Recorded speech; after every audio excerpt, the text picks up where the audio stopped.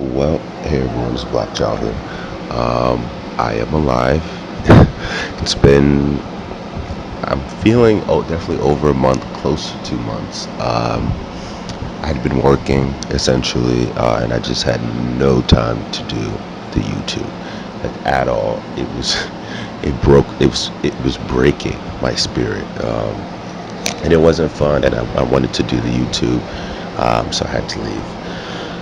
And that basically means that I set up a Patreon because there are things that I'm still trying to do with this YouTube channel.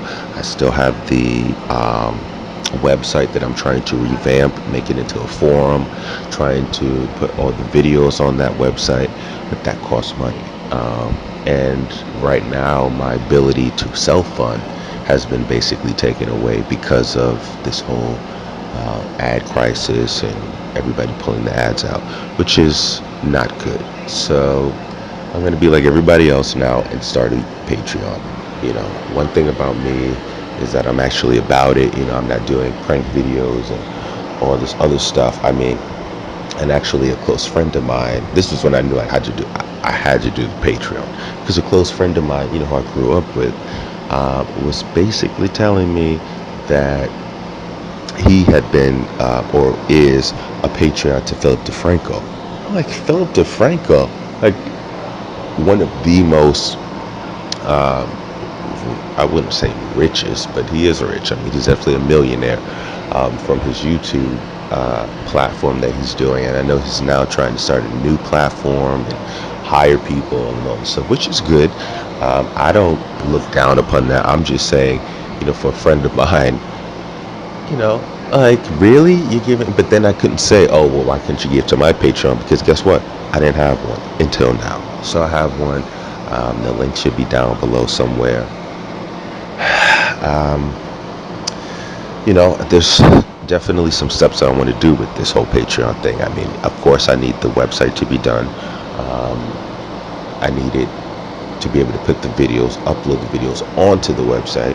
Then the other issue is the legal issue, which is a big deal that I'm trying to, before everything goes on this website, the videos and everything, I would really like to speak to an attorney, a First Amendment attorney, because as you all know, I've been hit with many, I wouldn't say community strikes, but copyright issues I've been running into. And recently, during my break, YouTube took down the WBDJ video, WBDJ 7, the hoax news reporter shooting where 800-pound man is sneaking up on them, and murders everybody, whatever. So they took that video down, and they said it was community issues.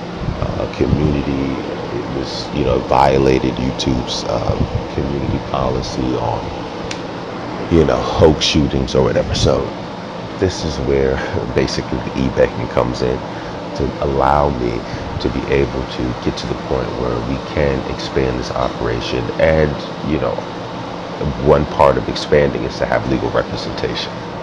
Anyway, so during my time away, one interesting thing happened to me that I really wanted to share with everyone, which is I actually was able to run into Anderson Cooper of CNN Fake News, or as it's called, CNN Fake News. And, like I said, one thing that was very interesting about the industry that I was working in is that it does give you access. Well, you have the opportunity sometimes to see some of these people walking around. I was at my job. It was actually my last day there, and this white guy walks up. First of all, I was standing outside. He kind of walked past me and then asked me a question. And as he was asking me the question, he turned around, and I was like, Anderson, like just like that, like Anderson, wow. Because one thing I don't think and when I was telling people, this is like, really, one thing the general public doesn't really, I guess, know about Anderson Cooper is that he's very muscular.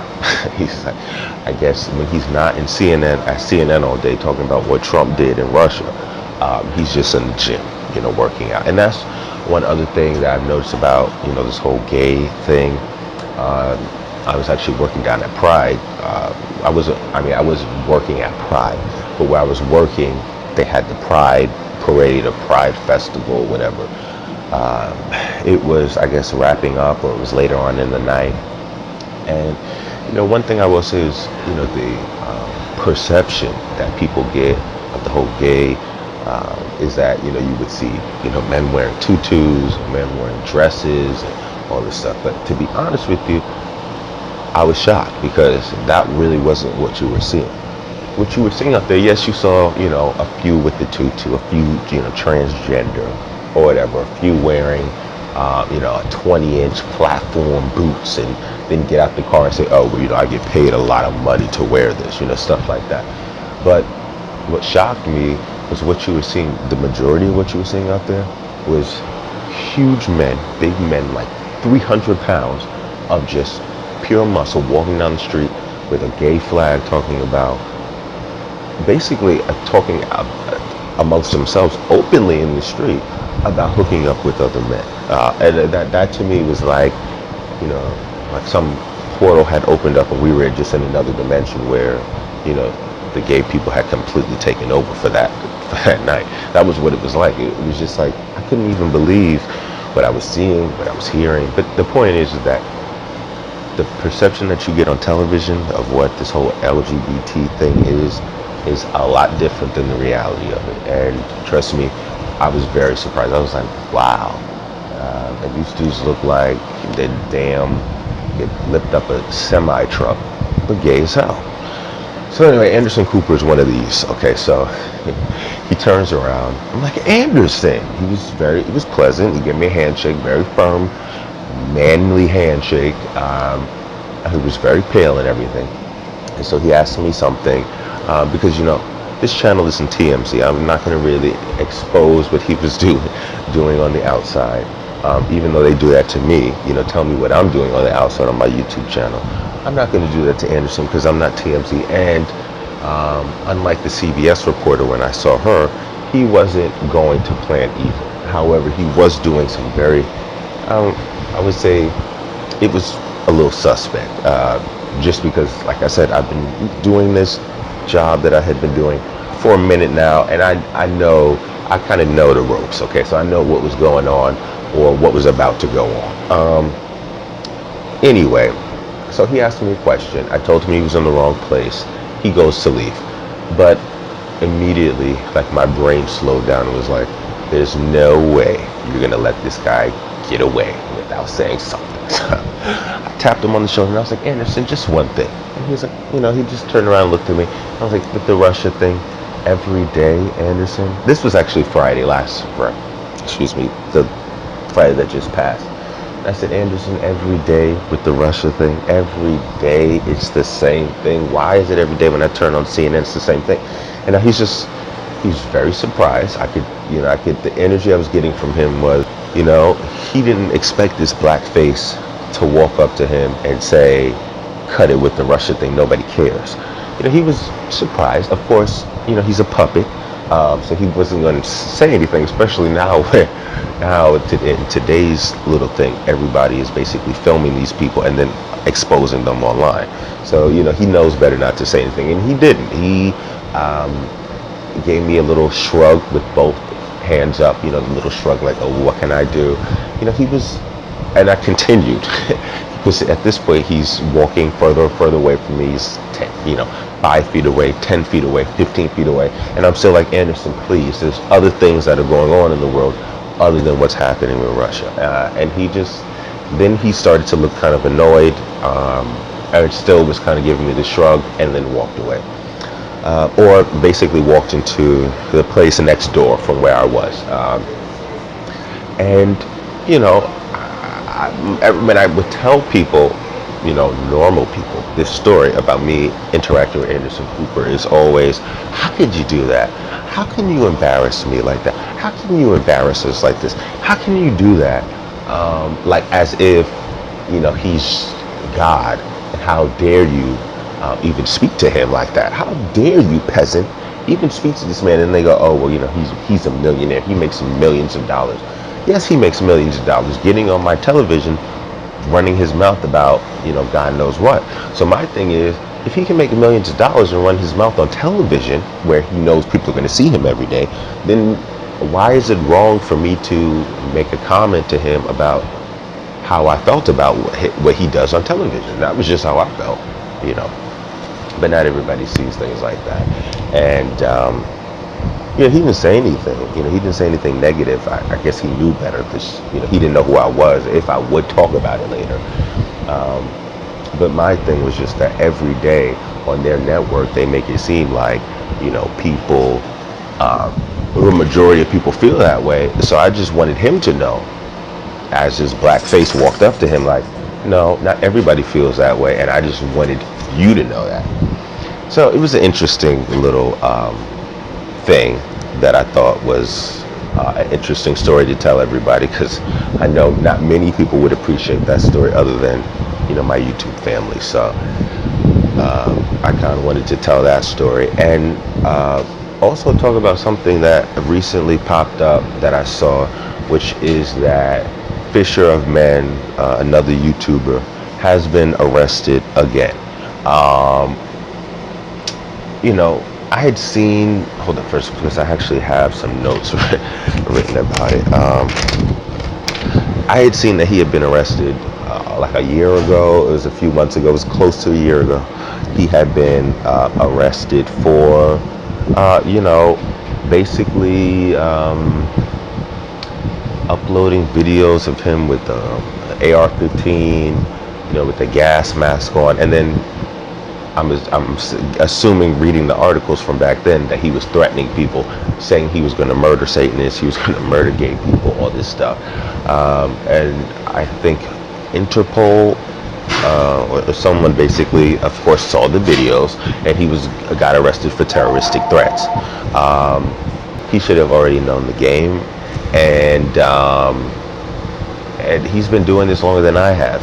We should all, yes, you have a First Amendment right to basically say or do whatever is on your, not do, excuse me, but say what is ever on your mind. That's the right of living in this country. However, when you're going to get up and now have AR-15s and all these various weapons that you have, they're going to, and then saying the things that you're saying on the YouTube, you already know you're going to be a target. Okay, so he had been released.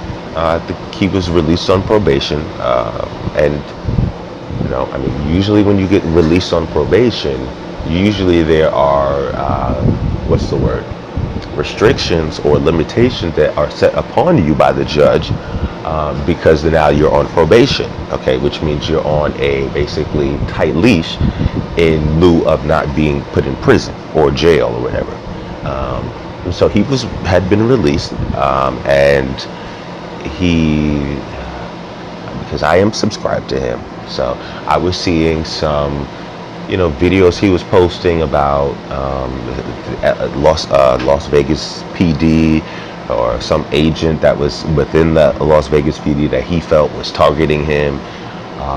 I hadn't really watched any of the videos. All I know is that when I signed back in to see what's going on this platform, I see that he has been arrested again. Bryce Cular.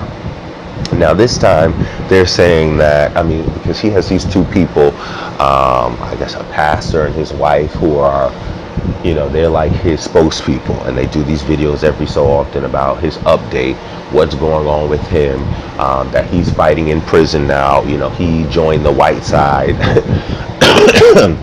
He joined the whites in prison, and he's just talking about all the regulations that the whites put him under in jail and all this stuff. But basically they're saying that he had been charged with an attempted threat, use of biological agent toxin. That's at least what it said on some internet thing of keeping up with the prisoners, or what they're in jail for, what they have been arrested for. And they're talking in these very cryptic messages, as if oh, he just had been arrested because they're targeting him to violate his First Amendment right. And I'm like, but listen, we all, not all of us, but a lot of us do these YouTube videos and talk somewhat of the same topics that he talks about on his channel. And The truth of it is that I've literally had contact with I wouldn't say the majority, but the majority of YouTube so-called truthers, the major ones, the bigger ones. I've had some form of contact with at some point in me doing this, and he's been one of them, Fisher of Men. And I can't say it's all been positive with the majority of these guys on here, but I did have interaction with Fisher of Men on more than one occasion, and it was a little negative. I'm not going to get into it now because I do want to send him positive energy, but also let him know that he needs to have better judgment. Okay, because regardless of what these two people that are kind of shilling for him, now they are, I guess, looking out for him, or doing the videos for him, sending him a little commissary. But I mean, let's be real. He's back in jail because he's violated his probation, because he's done, I'm assuming, more videos or threatening people, and then there was basically saying that Interpol saw the video that he did and then sent it to Vegas PD. So if Interpol is sending Vegas PD or the Vegas media your videos, you're on a watch list. They're watching you. I mean, it's already that you're on probation. So how easy is it to violate that, your probation, by them sending the videos of you threatening whomever? We got to be smart in 2017 now. I mean, we already see what's going on there, trying to attack us, trying to, people go, oh, well, this could happen to any of us, really. But my thing is, nowadays, they don't need to arrest you because now they can just cut off your ad revenue, cut off your ad revenue and you're done. And that's what they were trying to do to me. And that's why I'm now, like everybody, I'm doing this Patreon. Please support. Please support with the buying the health blankets. I mean, I'm still a work in progress. I'm still, trying to take this next level. And obviously, the Patreon at this point is one way to do it. I'm definitely going back to doing videos. I'm back at it now. But I do need your support. To be honest, none of this can be possible if I don't get crowdfunded, basically. I mean, it just is what it is. I'd love to do a podcast, a weekly podcast. I already have some people that I have lined up that I love to work with and love to be able to do that. But the situation I'm in now, I just cannot do that at this point. But anyway, just quickly back to the Bryce thing. I just wish him the best, honestly, because they're saying that the fact that he violated his probation means that he could now be forced to serve out 48 months of the full sentence, which, if you don't know what that is 2 years, and that's insane. It is insane just for a YouTube video. However, us truth is we need to be more circumspect. There's not that many of us. I mean, as far as last time I checked, there's only about enough of us I could count on one hand that I know of that that are actually kind of doing something, and so for us to now be getting arrested off of ridiculous stuff is not good. It's really not good. So anyway, just kind of wanted to do an update video. I am alive. I know there's a lot of other stuff kind of going on that people want to talk about, but as of right now, I just kind of want to talk about the Anderson Cooper thing, because I did see him, and I did want people to know that. I wanted him to know also, because at this point, I've realized that I never know where these videos I do will end up, so he may end up seeing it. That's why I'm not trying to tell all his business about what he was doing out there. But I did, I saw you doing some, I wouldn't say questionable, Anderson, but I mean, I've been doing this job that you had seen me out there doing for a minute now, and I kind of know what's up. Then I'll leave it at that. But I was able to tell him, as a black person, as a young millennial black person that was at his job, that could walk up to Anderson Cooper and be like, guess what? I don't co-sign with things you guys are saying. So that was cool. And also I wanted to talk about the Fisher Men thing, because him being arrested is not good for any of us, to be honest with you. And I do hope him the best. I hope that he has good lawyers, because these people that are basically doing all this stuff for him are saying, what is this? They have some website that Access Corrections, that you can mail stuff to him, mail letters and etc. So I just hope that they're giving him the good advice that he needs to, chill out with some of the stuff that he's doing in general online. But anyway, check out the Patreon. Well, I mean, donate to the Patreon if you can, because would really appreciate that. And that's basically it.